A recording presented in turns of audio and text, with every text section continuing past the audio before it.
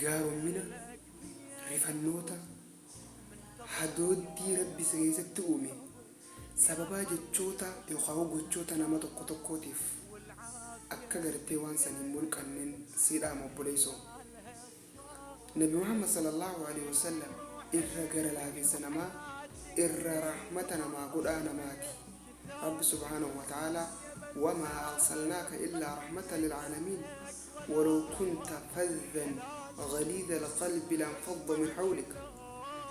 يا نبي يا محمد نتيجرتي رحمتنا ما قدوا رحمة ليس نركني وصوتنا ما قلبي جبات نما حمت وجت وصوتاتي أمنكم سجالتني كانت سبرنتا أني جي ربي النبي دان كناف سبونما نمما رفنوتا hadooddi quuqamina rabbiin si keessatti uume sababa gocha yookaan jechoota nama gariitiif jecha akkan dhiisne ati yeroo hundaa'u hidhannoon kee ergamaa gara laafessa namaa Nabi Muhammad sallallahu alaihi wasallam.